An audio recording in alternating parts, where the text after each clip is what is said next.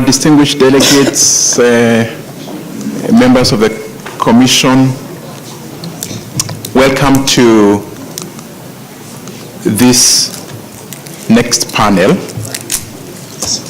And this panel focuses on the question of persons with albinism.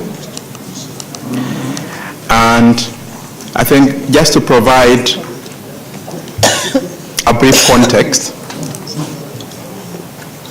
in May of 2017, Resolution 373 of the African Commission on Human and People's Rights endorsed the Regional Action Plan on Albinism in Africa,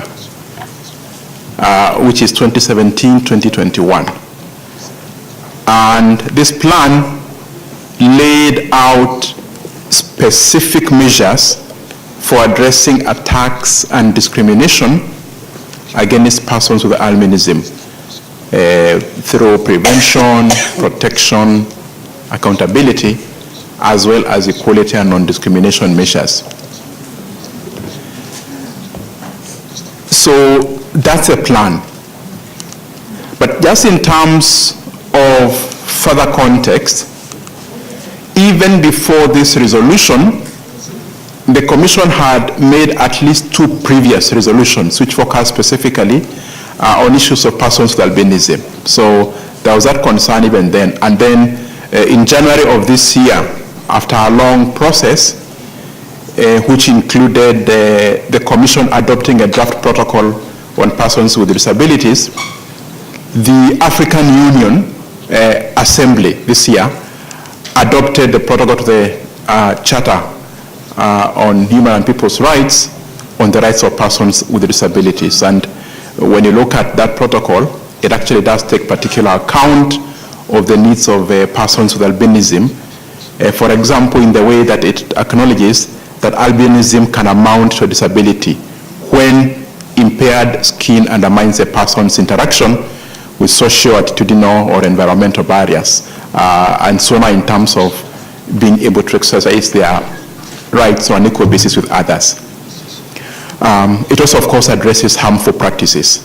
Now, so the Regional Action Plan was the result of a broad consultation which was undertaken in the region under the auspices of the United Nations Independent Expert on the enjoyment of human rights by persons with albinism.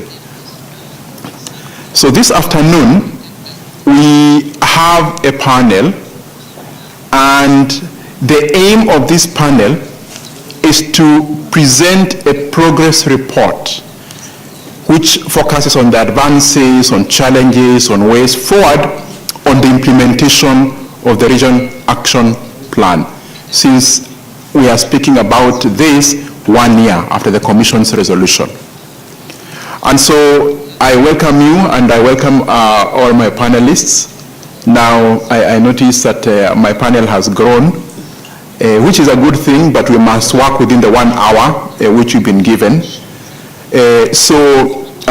First, I want to invite Ikponosa Ero, who is an independent expert on the enjoyment of human rights by persons with albinism, to take the floor and to address us on this important issue. Welcome, Madam.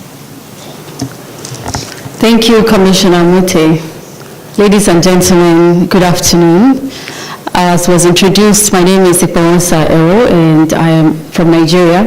I'm a person with albinism and currently work as the UN independent expert on the enjoyment of human rights by persons with albinism. On this continent, specifically in certain countries, such as Malawi, we spend millions of US dollars preventing attacks against animals. We protect wildlife with funding. We receive funding from development partners to prevent the hunting and the poaching of animals. This is very important and it's noble.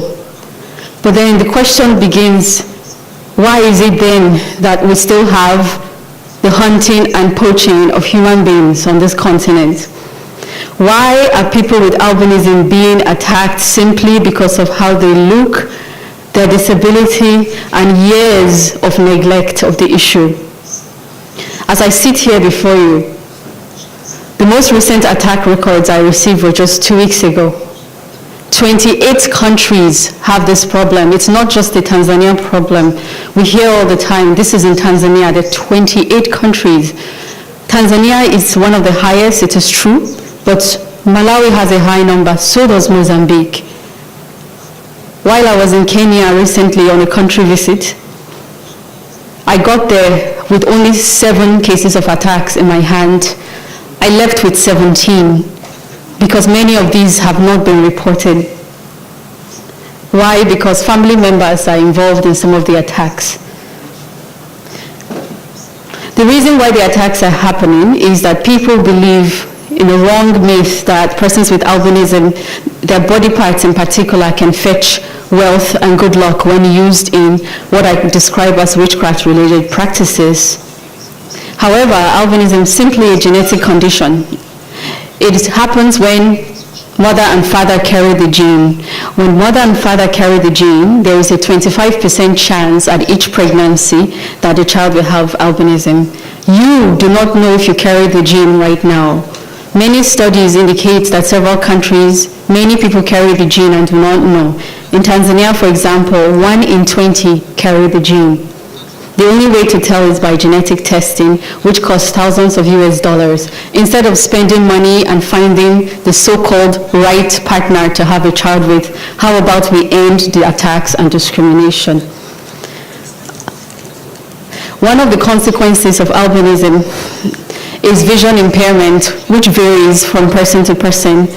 All of us with albinism on the panel have a degree of vision impairment, but not everyone has the same level. This is why it's important to deal with us with reasonable accommodation, which is adapted to the situation. With people with albinism, there's also the problem of color. When you see us, the first thing you see is our color. That's a disability, but it is also a color. That's why I point out at the intersectionality in albinism between disability and color. Intersectionality is where 2 grounds on which discriminated is prohibited happens in a way that you cannot separate it.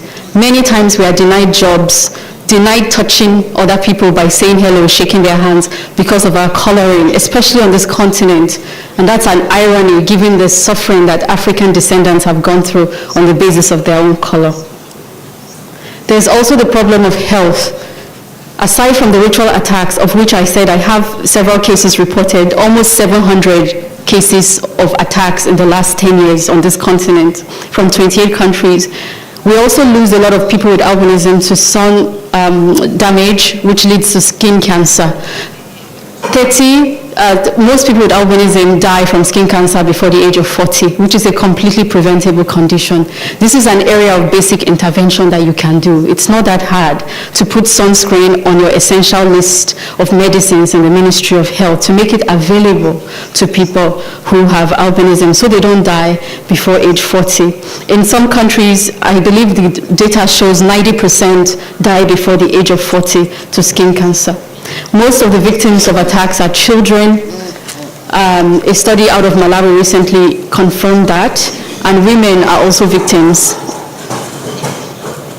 That's why I'm very happy that this commission, and I wish to say a very special thank you to this commission, in particular Commissioner Soyata Maiga, Commissioner Ren Alpini, former Commissioner Ren Alpini Gensu, Commissioner Mute, and now Commissioner Yun, because you have come up in endorsing this regional action plan, you've come up with Africa's solution to what is largely Africa's problem, which is the attacks. If you're interested, many of your civil societies can provide support in implementation of the regional action plan by endorsing it in your frameworks for development and for fighting poverty and for gender equality by visiting actiononalbinism.org. Actiononalbinism.org. You can see the regional action plan and how you can help incorporate this into your existing programs, especially those on development. I should say most victims of attacks and the perpetrators are poor persons. Since Africa has signed the Sustainable Development Goals, I wish to remind you that leaving no one behind is very important. But that statement wasn't only said as a catchphrase, it was a specific effort to drive at equity, to find those who were left behind by the Millennium Development Goals. And that's why it's said in the document in a few places, leaving no one behind, starting with the furthest behind first. Persons with albinism are certainly some of the furthest left behind. Therefore, I call upon you, both states, to adopt the regional action plan, to domesticate it, to implement it, to ask for help. The way you ask for help for protecting animals, ask for help for humans who need it even more, because they are simply human beings. At the end of this event, we will have a continuation with even more persons with albinism and their organization at a side event which will happen at the reception, behind the reception desk, and we will discuss in detail more and ask you how you can help and have a discussion on some of the steps that we can take together. I thank you very much. Thank you very much, IK.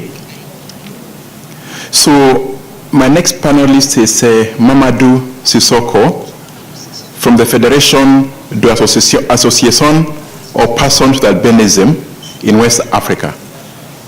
So you're welcome, sir. Bonsoir à tous. Bonsoir, monsieur le commissaire Mouté. Bonsoir, mesdames et messieurs. Je suis Mamadou Sissoko de la Fédération des associations des personnes atteintes d'albinisme de l'Afrique de l'Ouest. Ce soir, je vais un peu vous présenter la situation des personnes atteintes d'albinisme au Mali, dans mon pays. Au Mali, la situation est loin d'atteindre celle souhaitée par l'approche basée sur les droits de l'homme. Et afin de remédier à cela, nous sommes heurtés à plusieurs défis, dont le premier est le changement positif de la perception des leaders d'opinion à l'endroit des personnes atteintes d'albinisme, afin de combattre ensemble tous les stéréotypes, les préjugés, les pratiques dangereuses concernant les personnes atteintes d'albinisme, y compris les crimes rituels, qui est même d'actualité aujourd'hui au Mali. Le 12 mai dernier, nous avons une fillette de 5 ans qui a été enlevée à domicile, assassinée, mutilée, et jusqu'à présent, on n'a pas de suite. On nous a juste dit qu'il y a un présumé auteur qui est arrêté, et nous, on a fait croire que l'auteur, comme Aïke vient de le dire, les auteurs sont tous pauvres. On peut toujours avoir des auteurs à coups de francs. On a vraiment besoin que tous les commanditaires et tous les praticiens qui donnent l'ordonnance de ces crimes-là soient tous arrêtés et jugés. Ça, c'est le premier grand défi, monsieur le commissaire. Notre deuxième grand défi, c'est aussi la reconnaissance de la personnalité juridique et l'accès à la justice des personnes atteintes d'albinisme pour la réparation de toute violation des droits de l'homme et de privation de toute liberté fondamentale. Car c'est aussi important, dans la mesure où nous était une société civile, dans le cas de la fillette, on n'aurait pas pu mettre cette histoire-là sur la scène. Il y a eu plusieurs cas d'attaque des personnes atteintes d'albinisme, mais les personnes même et leurs parents n'ont pas le courage, n'osent pas aller dénoncer cela à la justice. Le troisième défi maintenant, il est lié vraiment à la promotion de l'accès aux services sociaux de base des personnes atteintes d'albinisme, en incluant leurs besoins immédiats et stratégiques dans les différentes politiques publiques concernées, y compris celles de la sécurité, la santé, la sécurité permanente, la santé, l'éducation et la formation de qualité, et aussi de l'emploi décent et durable. Certaines mesures ont été mises en œuvre par le gouvernement et d'autres partenaires techniques avant et pendant l'adoption du plan d'action régional. Déjà, au niveau de l'État, il faut constater qu'il y a certaines associations de personnes atteintes d'albinisme qui bénéficient souvent de subventions les servant à appuyer leur fonctionnement. La deuxième action de l'État est relative à l'adoption de la loi numéro 2018-027 du 12 juin 2018 relatif aux droits des personnes vivant avec handicap, loi qui contient et prend en compte tous les besoins des personnes atteintes d'albinisme, qui garantit la jouissance de tous les droits de l'homme pour les personnes atteintes d'albinisme. Mais le paradoxe, c'est que la loi est passée à l'Assemblée le 10 mai. Et c'est le 12 mai que la petite a été assassinée. La troisième mesure aussi de l'État, c'est que depuis 2015, on a l'ANAM, l'Agence nationale d'assurance maladie, qui a procuré en 2015 75 récépissés pour la prise en charge totale de la santé aux personnes atteintes d'albinisme. Et chaque année, les récépissés en cours sont renouvelés et il y a 25 autres qui sont ajoutés. Nous avons aussi dit que ça, c'est une bonne action, mais il y a une insuffisance parce que ça ne prend pas en compte les problèmes que Aïki vient de citer, les problèmes de vision, les problèmes liés à la peau. Tout simplement parce qu'il y a un principe qui n'a pas été respecté, le principe de la pleine participation. Les organisations de la société civile qui doivent collaborer avec l'État ne sont pas impliquées à la conception de ces actions-là. Nous sommes mis face aux faits à la fin. Nous ne pouvons pas les refuser, mais ça retarde parce que la volonté y était. Si on était associé, on pourrait vraiment apporter la touche qu'il fallait pour qu'elle prenne en compte la santé spécifique des personnes atteintes d'albinisme. Après ça, nous pouvons parler des partenaires aussi qui ont mené d'autres actions, telles que la Fondation Pierre Fabré, qui vraiment fait beaucoup, parce que la Fondation, depuis 2014, Pierre Fabré a subventionné la fabrication de crèmes locales, de crèmes solaires locales. Elle a aussi subventionné la consultation ophtalmologique gratuite et les lunettes, qu'elles soient solaires ou corrigées, aussi gratuites. Même j'en porte aussi.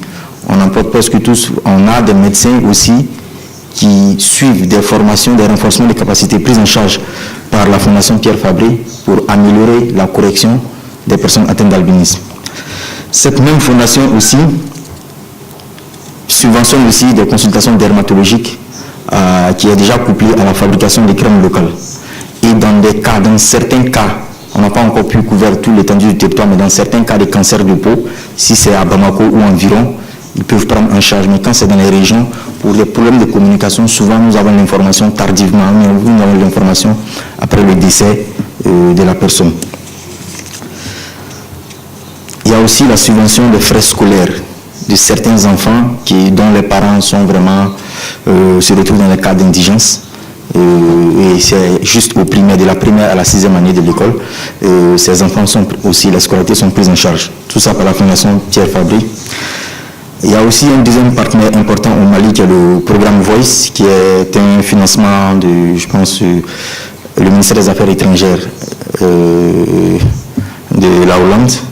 Et ce programme, dans le cadre de la mise en œuvre de l'objectif 10 du développement durable, qui est la réduction de l'inégalité entre les pays ou au sein des mêmes pays, vraiment a touché presque toutes les couches vulnérables, dont les personnes atteintes d'albinisme. Donc on a le financement d'activités de sensibilisation des parents d'enfants atteints d'albinisme, parce que la stigmatisation dans certains milieux ruraux sont à telle enseigne que les parents même commençaient à adopter un nouveau comportement qui consistait à se débarrasser des enfants. Donc nous avons des équipes qui font des missions dans ces milieux ruraux-là pour vraiment sensibiliser les chefs de village, les parents, à ce que l'enfant, même les parents, puissent conserver, garder leur enfant. Aussi, sur ce même programme Voice, on note aussi le financement des activités de sensibilisation de la police nationale. OK. Le plan d'action régional, qui est une politique continentale harmonisée avec le contexte africain, qui promeut la jouissance de tous les droits de l'homme pour les personnes atteintes d'albinisme, se heurte à de nombreuses difficultés pour sa mise en œuvre au Mali. Et pour ce faire, nous avons plusieurs défis, qui est déjà la coordination des organisations de personnes atteintes d'albinisme afin d'unifier leur voix dans leur collaboration avec l'État et les partenaires, l'appropriation du plan d'action régional afin de mobiliser les moyens pour sa mise en œuvre au niveau national, l'existence et la disponibilité de données statistiques fiables et désagrégées sur les personnes atteintes d'albinisme au Mali, afin de justifier la pertinence de leur prise en compte et faciliter la budgétisation des planifications aux activités les concernant. Malgré tous ces problèmes, Monsieur le Président, Mesdames et Messieurs, nous pouvons dire que la société civile malienne continue toujours à faire son plaidoyer. Malgré les défis liés au terrorisme, des défis liés aux crises politiques et autres, nous faisons toujours le plaidoyer au travers de la coopération internationale. L'exemple illustrant est la tenue d'un forum international sur l'albinisme à Bamako le 15, 16 et 17, avec le soutien de Open Society. Ce forum va nous permettre déjà de aussi faire enforcing auprès de l'État, parce que tous les ministères seront invités afin que notre plan d'action régional puisse enfin être mis en œuvre au Mali. Je vous remercie.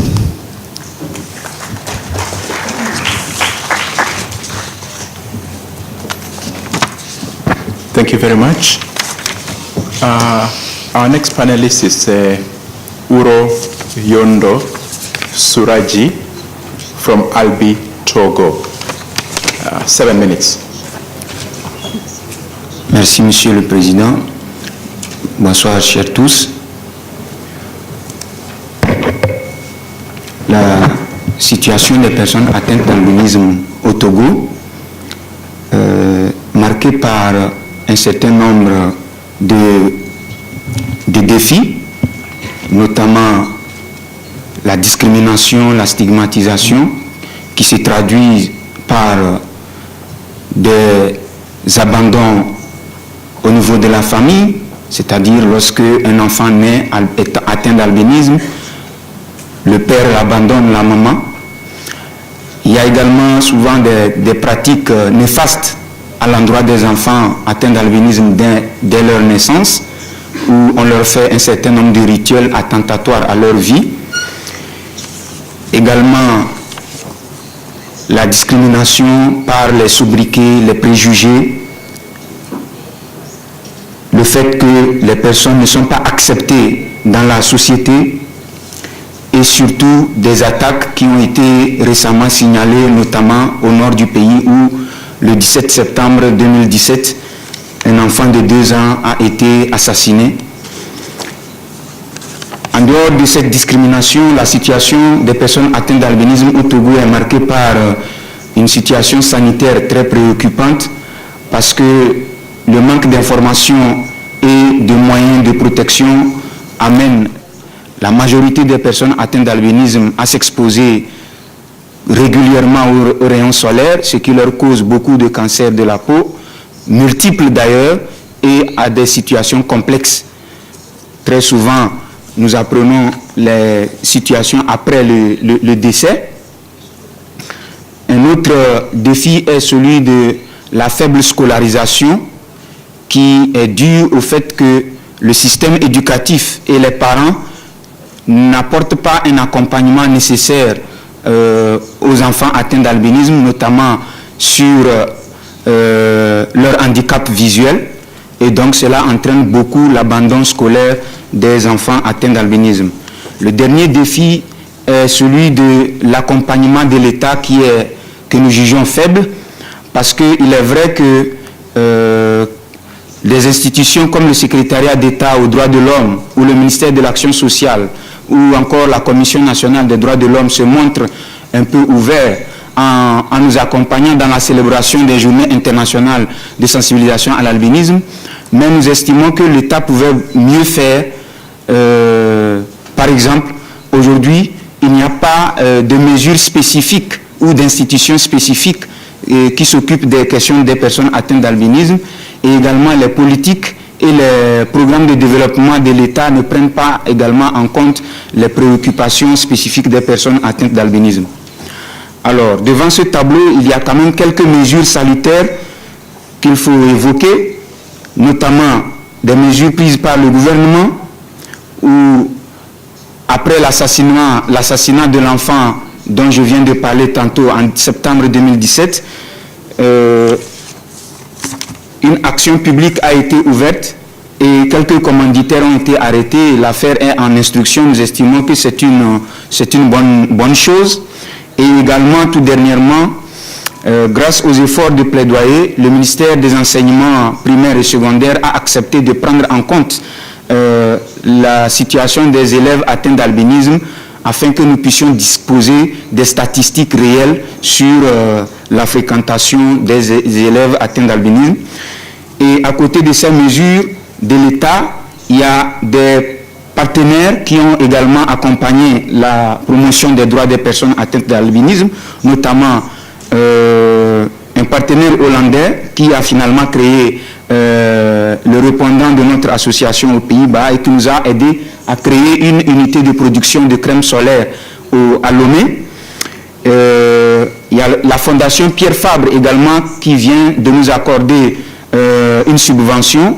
Le projet vient de démarrer en octobre, donc ce mois, qui va traiter 220 cas de cancer et va donner des consultations dermatologiques gratuites à 600 personnes atteintes d'albinisme.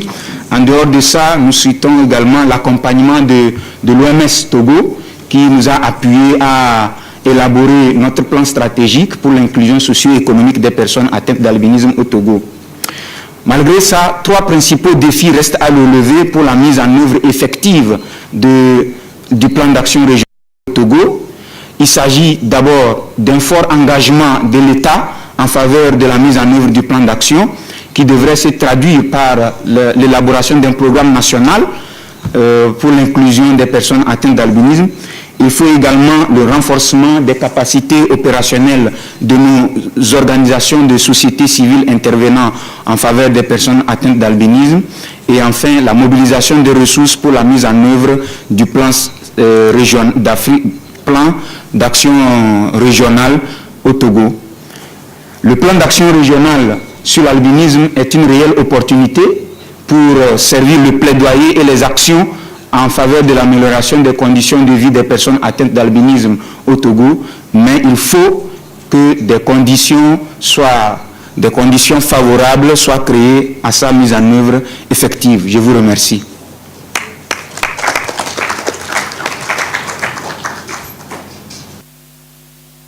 Thank you very much.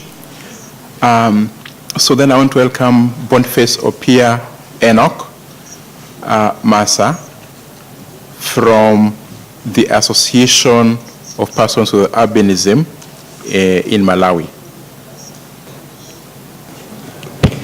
Thank you. Good afternoon. Yeah, I think I will highlight some of the situation on persons with albinism in Malawi, as it was highlighted from IK's sentiments. As a country, we're still struggling to successfully end the attacks against the killings and the grave robbery for persons with albinism. I think the concern around Malawi has been to say, in the shortest period since the attacks were started from 2013 to around 2017, we are already at 24% of all the attacks that have happened in the 28 countries in Africa. And we have registered around 148 cases and 22 murder cases within that particular space.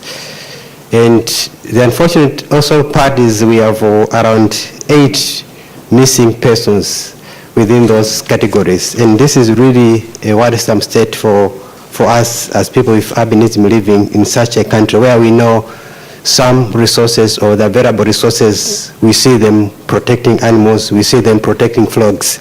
And this is why we call upon, we question how serious our governments are in protecting their own citizens in their own country. Just also to highlight that there has been some progress that has been made towards the achievement of the Region Action Plan. So far, we have tried our best working with the Minister of Gender to ensure that we domesticate the Region Action Plan. And as a country, we have now a National Action Plan on Albinism, which was launched this year in June 2018. We also have tried to work closely around the criminal justice system, which is, I think, the weakest aspect of why we are losing or why we are not winning the battle. And even if you look at all the countries in Africa, issues of access to justice remains the biggest barrier in ending the attacks. Some efforts around the access to justice has been to ensure that through the police, through the Ministry of Justice, and other stakeholders, we have worked around conducting docket audit. There's been always a blame game between the police and the judiciary who is having the files and even the quality of investigation. So the first step was to do a docket audit to trace how many cases have happened in Malawi and at what stage the cases were. There's also been effort through the UN family to ensure that we understand the law. So amendments were done in 2016 on the Penal Code and Anatomy Act to provide stiffer punishments on all cases related to attacks against persons with albinism, and even a handbook was specifically produced and disseminated to all magistrates and the judicial system to ensure that they know the new amendments. We also worked around specifically in the criminal justice with Amnesty International and the Bars Association that have produced nice reports for Malawi in terms of the failures that are existing in the criminal justice system, poor quality of investigations, the delays in the investigations, no protection for the victims, and also all these reports highlights a key element of lack of psychosocial support to the victims. And these are the struggles that we're facing as people with albinism living in Malawi. Let me highlight, I think, the latest report that the UN family has done through UNICEF, a study that was specifically focusing on the sentencing of cases related to persons with albinism.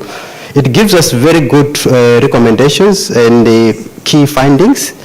The most interesting one, which is in line with the Regional Action Plan, is the issue of deep-rooted discrimination that exists within the institutions, and also what I would call decayed leadership habit that focuses on attitudes of whom they're dealing with when a case has happened.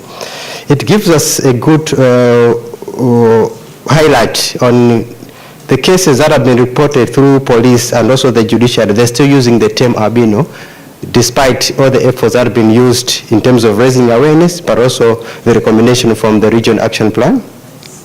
It has also highlighted specifically the issue of why the government has not until today introduced special courts or adequate courts, despite some recommendation both from the independent expert reports vis-a-vis also a recommendation from Amnesty International.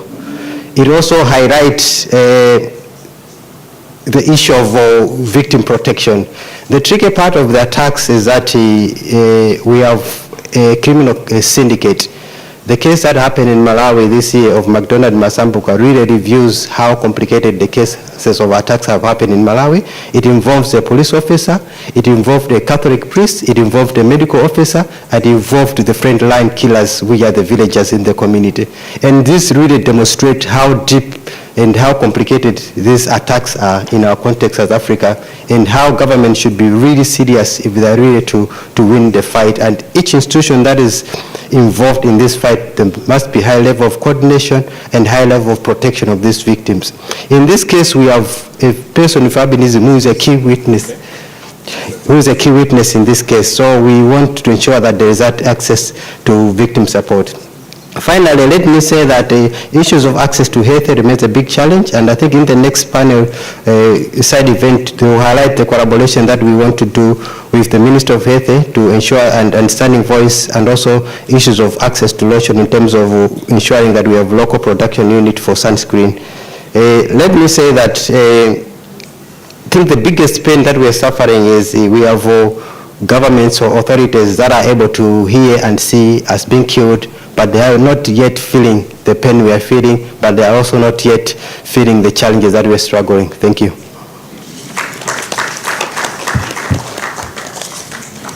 Thank you very much. So then I invite Jane Waithira Wairimo, who is a co-founder of Positive Exchange. Jane. So, okay. Good afternoon, everyone. So I'm going to address the issue of albinism from a very gender perspective. Yeah, so I'm going to discuss the situation of persons with albinism, and as we talk about the preamble of the Sustainable Development Goals, we talk about leaving no one behind, starting with the farthest behind first. I would want to acknowledge that women and girls with albinism, even within the albinism community, have been left behind more, and that is why I'm going to give a regional perspective on the situation of women with albinism in Africa.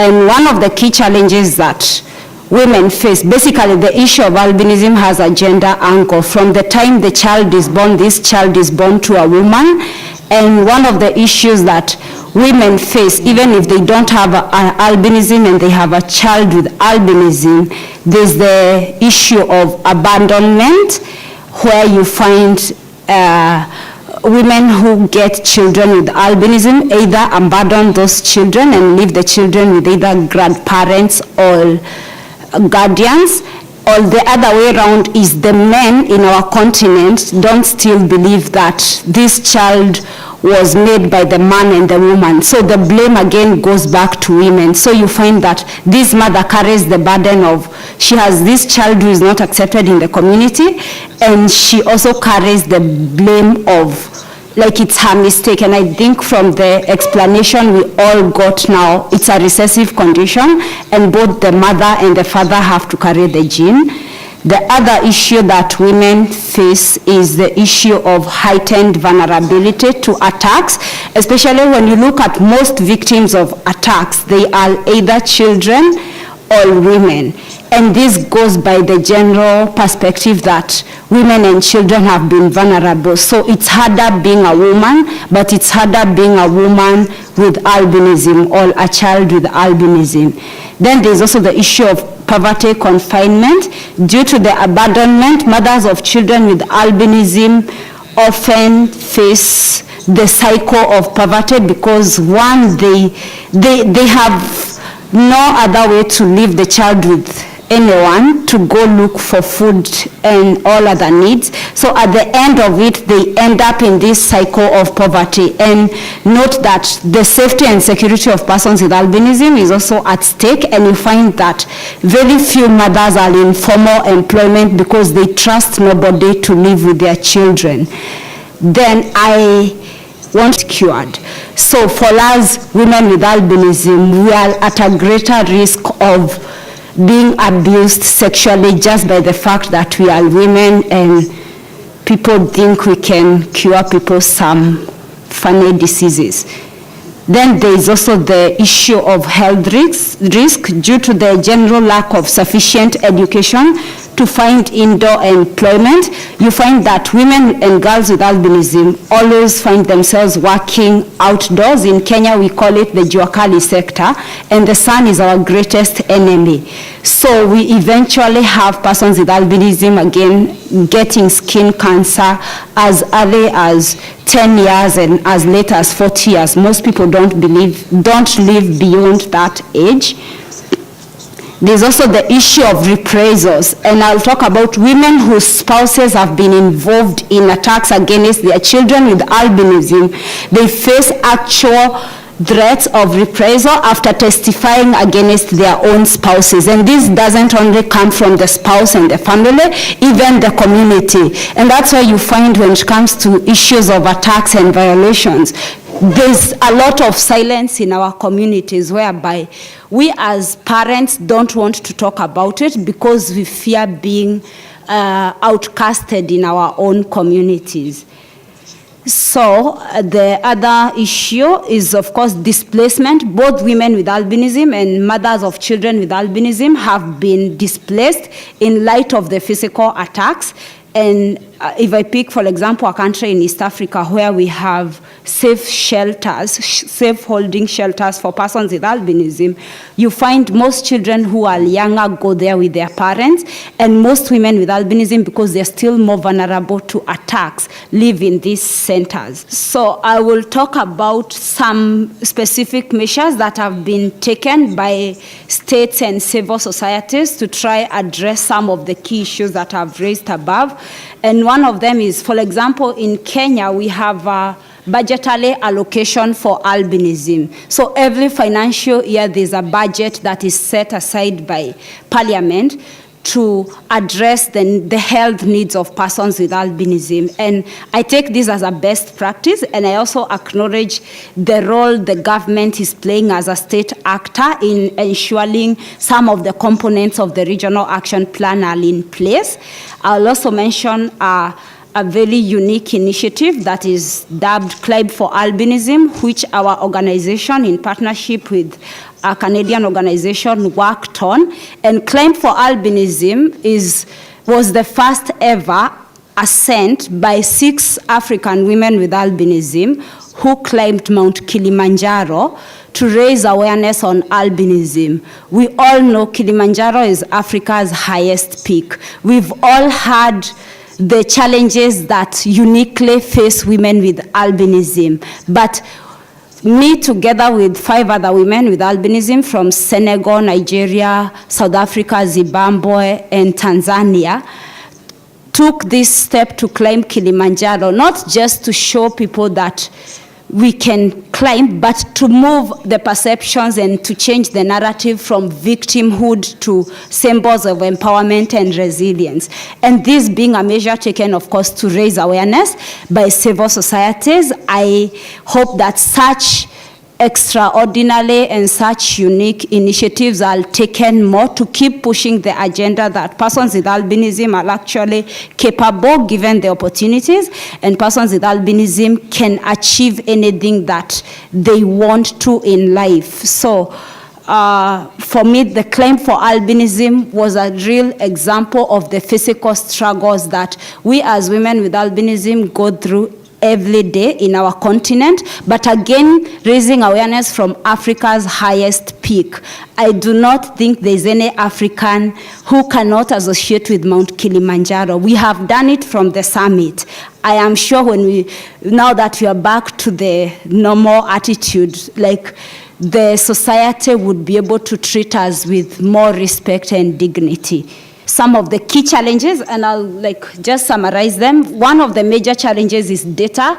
This continent, only Namibia and Tanzania have the actual census of persons with albinism, and Kenya is planning to have it in their 2019 census. So if we really care for persons with albinism, we must start by counting us. You must start by accounting for where we disappear to if you have the numbers. And you can also be able to plan around that. So my closing call to everybody is, of course, to call upon state and non-state actors to really try to push for the domestication of the regional action plan.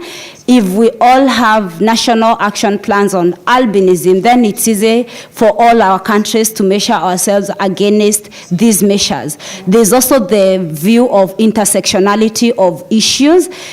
I'm talking about the issue of gender, and I'm talking of women and girls with albinism, but I would wish to see the women movement in our continent, including women and girls with albinism in their discussions. Thank you.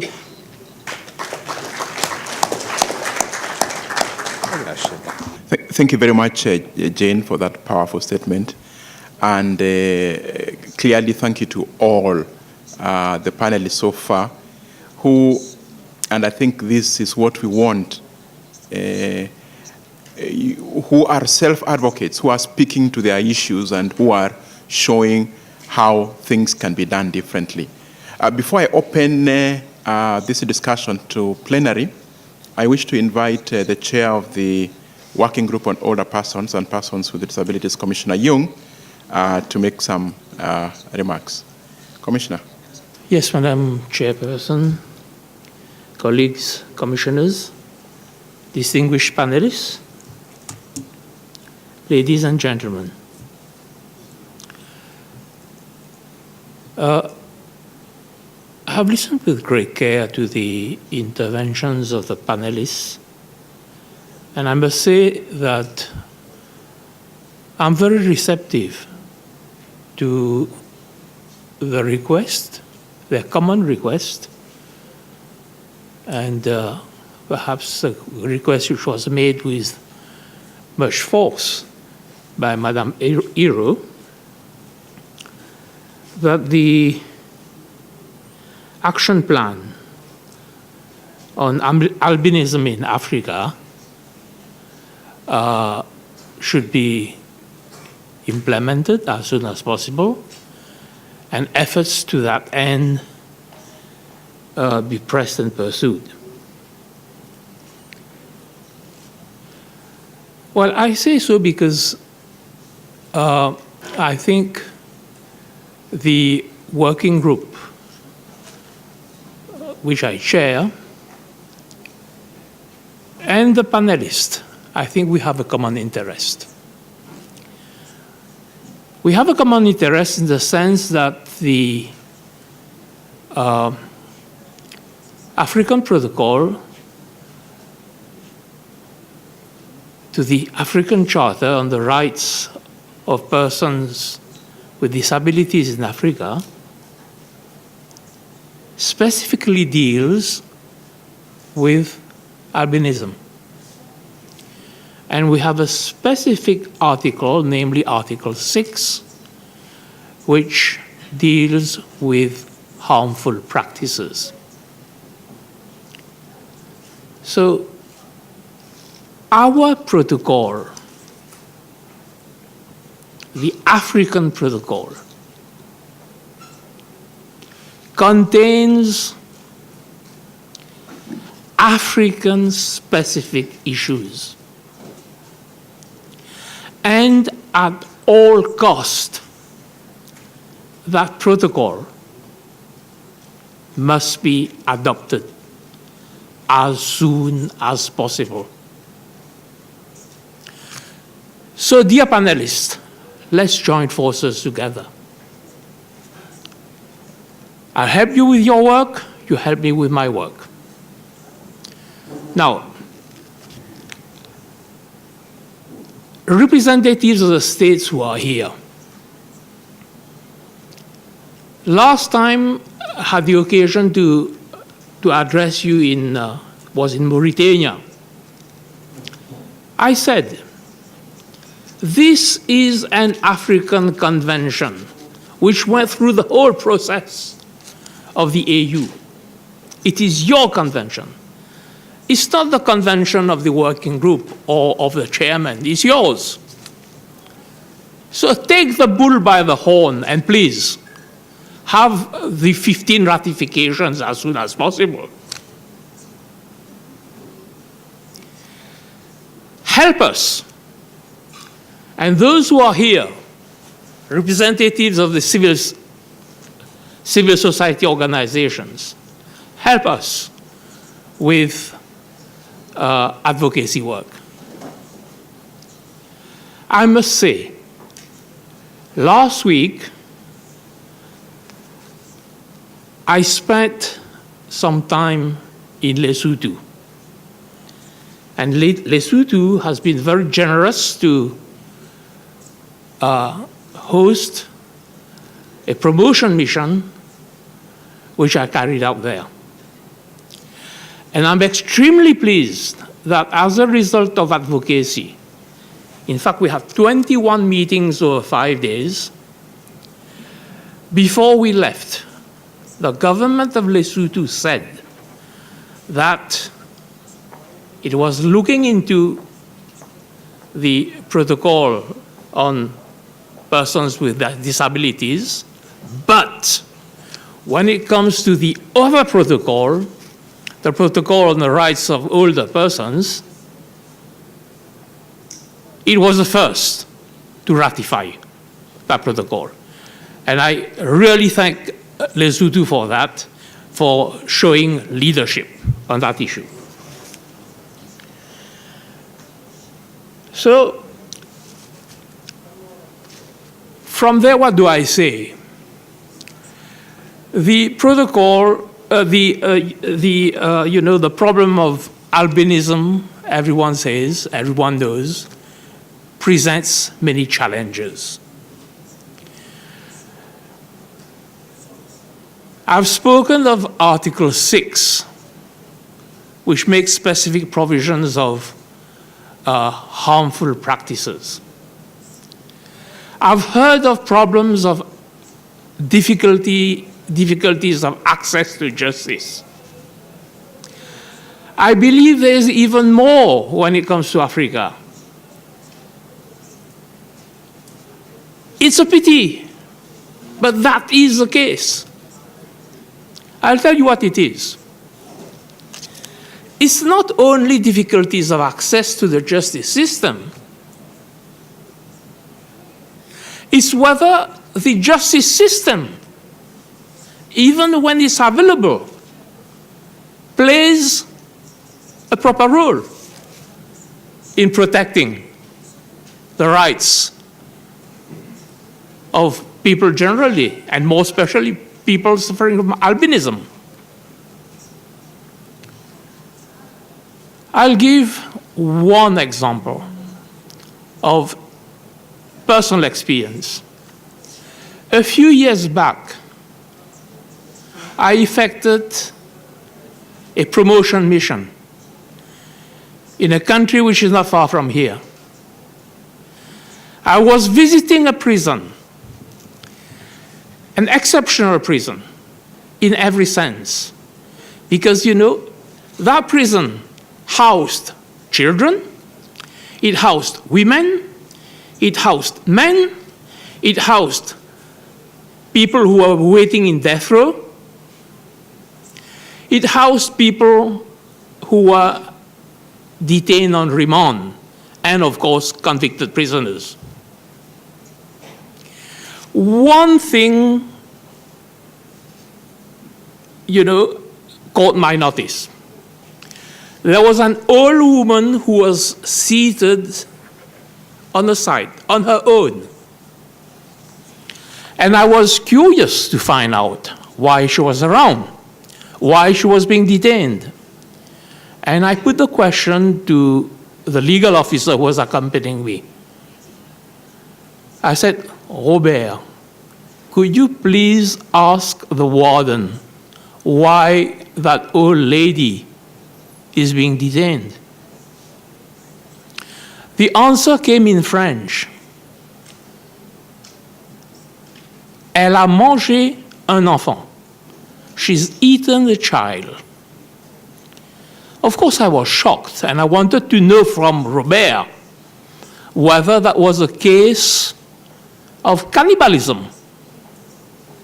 Of course, Robert had a big laugh, and he said, no, Commissioner. It's a case of sorcery.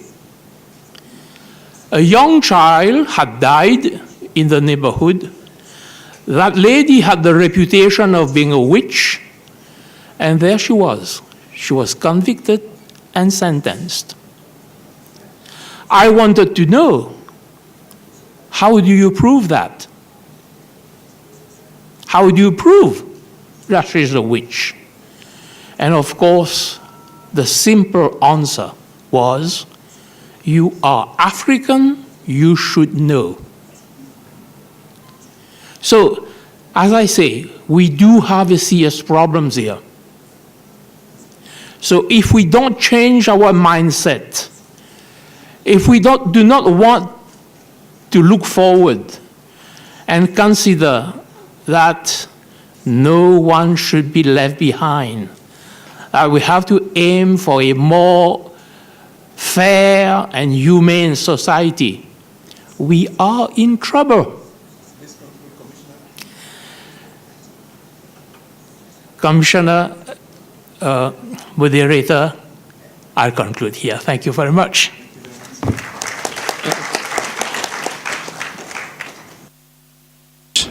I'm keen on opening this to plenary. We've had excellent experiences, discussions at the level of standards, the standards which are developing, but also the practice which has developed, which is developing amongst our various states. And as I welcome interventions from plenary, remember that the plan's focus is on prevention, protection, accountability, and then now the whole focus on equality and non-discrimination measures. So I welcome feedback. Do I have hands or indications that people wish to speak? States? Okay.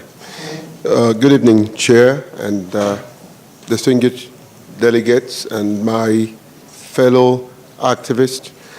I just want to add my voice by making a few suggestions based on the wonderful presentation by my colleagues. It's a call for the Commission to, number one, help us to engage heads of states of government of Africa by letting them take some of these beautiful ideas and resolutions that you have passed into their government thematic program. Number two is for the Commission to engage your counterparts like the EU.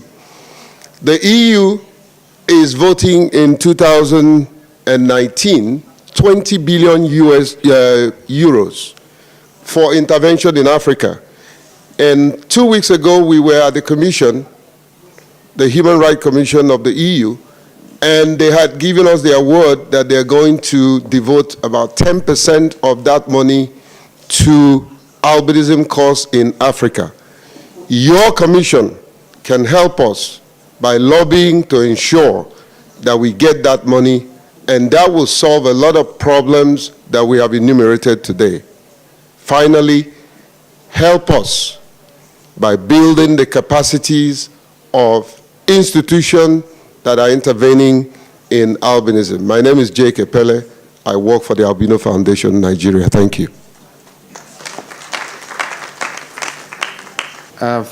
Thank you so much, Your Excellency, the Vice Chairperson, for recognizing Malawi.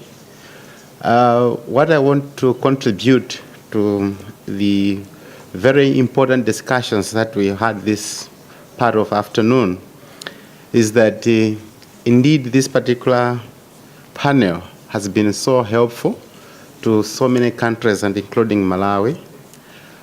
Just like today we have witnessed in terms of the key issues which are challenges that are being targeted to people, to persons with albinism, and Malawi has registered the same.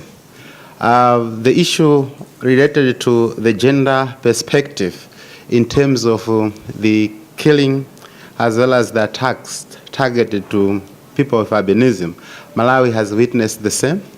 And as it has already been highlighted that from 2013 to 2017, over 148 instances were registered. Out of them, I think 72% were being targeted to children. And what I would want to acknowledge is that Malawi has indeed domesticated the regional plan of action, which, as my colleague has already highlighted, that we launched it this year on June 25. We've managed to indeed include a number of strategies that this particular panel did also alluded when we had the same kind of panel discussion in May. We adopted some of those recommendations because we have also observed that most of the perpetrators to the killing and the attacks are family members to some extent. I think a number of cases that have been prosecuted, such kind of evidence is also provided. Again, we've also adopted one of the recommendations that this particular panel raised. That is to say, when investigations are being made, we noted that some of the perpetrators had connections with members from the neighboring countries. And what Malawi has done is to strengthen its collaboration with the neighboring countries. And that is also helping in terms of issues of investigation and also awareness. So what I would want to highlight is that the regional plan of action is key. And us as one of the member states that has managed to domesticate and adopted some of the recommendations, I think we are seeing some of the fruits, because although challenges are still there, but we see that there are a lot of efforts that are being pursued. So I want to thank the chairperson, and because of the panel, because Malawi is one of the countries that is benefiting to the studies and also to the guidelines that have been developed by this particular committee. Thank you. Thank you very much, Mr. Chairperson. I'm Neil Gilmore. I work for the Office of the High Commissioner for Human Rights, also in Malawi. I'll be very brief. It was very, very inspiring to listen to the speakers today, all the speakers for the extremely courageous work that you're doing. It was very, very encouraging to hear all the good work that's taking place. I think in Malawi we benefited very much from the visit of the independent expert in 2016. And whilst I think Boniface Massa from APAM points out correctly that maybe the criminal justice system presents some of the greatest challenges, where there has been, I think since 2016, some modest progress in terms of reduction in the rate of attacks and increased awareness raising. Work that's been done by civil society and the UN in collaboration with the government and APAM.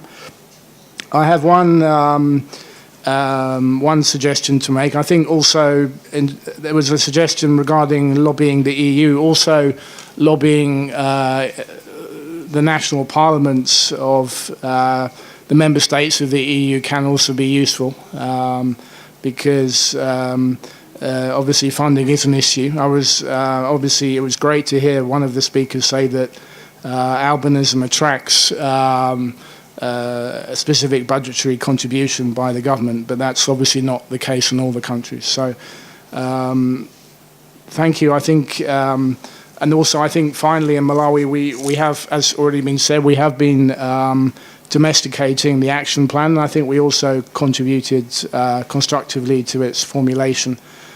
We've had a national response plan in 2015, and this year, as was pointed out, we also have now an action plan on albinism. Thank you very much. I think it's just to say that my sense of the discussion this afternoon is that clearly it's early days yet in terms of the plan and implementation of the plan. It's clear that the bottom line, which is that people are still getting killed, that is still happening. So we have instances of people with albinism being killed, and that cannot be acceptable. I think no responsible government or even just individual at a human level can allow that sort of thing to continue. So the challenge is for us as states, for us as people who work on human rights issues, to see what is it that we are not doing, which would mean that people no longer get killed. I think the sense I get, even as it is early days, is that there's a mix of policy and legal interventions which are begun in some countries. There's some resources which are also happening, perhaps limited. But I think what is interesting is that those resources seem to be derived both locally, in some instances, locally voted by parliaments of some countries, but also obviously from international contexts, international institutions. I think it's clear that there are a whole lot of interventions which still need to be done at a normative level. Commissioner Young's appeal around ratification of the disability protocol, but also in terms then of figuring how the plan can actually be located again clearly at the national level. I think, remember, it's prevention, it's protection, it's accountability, and it's the whole scheme of equality and non-discrimination, and we have to keep the full picture in mind. I will not want to speak again, so before I ask IK to just say the last few words, as she pointed out at the beginning, there's a side event which will take place at the end of this panel. So all of you are welcome to go over to that side event and continue some of the discussions we began here. IK, you have the last word. Thank you very much, Commissioner Mote, and thanks to all of you for listening. I just wanted to conclude by reiterating that the frequency of albinism in Africa is not super high. It's between 1 in 5,000 and 1 in 15,000, with many tribes having higher frequencies, 1 in 1,500 to 1 in 2,000. So you can imagine that when 1 or 2 live in a village and one of them has been attacked, what difference that makes to constantly live in fear and to not be able to move around freely, not being able to trust even people who live in the same house as you. This is a very serious issue, and if it's not dealt with by us, nobody else would. I also wanted to remind that there is, beyond attacks, there are problems governing the cycle of life of a person with albinism, as you've heard. And by summary, it is abandonment. If they survive abandonment as a child and infanticide, it is in the classroom. If there's no accommodation, many drop out. Namibia gave us numbers of close to 50% dropout. They end up working in the sun, they get skin cancer, they die by the age of 40, or somebody threatens or succeeds in killing them for ritual attacks. This is the vicious cycle of life we're talking about. Kenya's model is good. 1 million USD dedicated each year to this issue. They focused one officer at their council of people with disabilities on this issue, and every year they're able to reach many with sunscreens, saving lives, raising awareness to bring an end to ritual attacks. Even though there are many laws and they're very good normative structures, specific measures are very important for the short to medium term. Therefore, the regional action plan is very important in terms of concrete and specific action. One interesting one I will share with you in light of the comments made by Commissioner Yuen is upcoming next year in partnership with the Pan-African Parliament, which is an organ of the AU, and with the friends I have at the University of Pretoria Center for Human Rights. We will be working on guidelines to combat harmful practices related to witchcraft across the continent for all victims, not only persons with albinism, but also the elderly, people with disabilities in general, for children. Witchcraft is a problem on this continent. We focus for so long on FGM, early child marriage. We need witchcraft-related harmful practices on that list, and people with albinism are going to lead the way because we've had enough. I thank you very much, and I look forward to speaking with you more honestly at the side event. Thank you. Let's thank the panel. I think they were an excellent panel. Some have climbed the mountain and we've not climbed it. So thank you very much, the panel. Good panel. Thank you.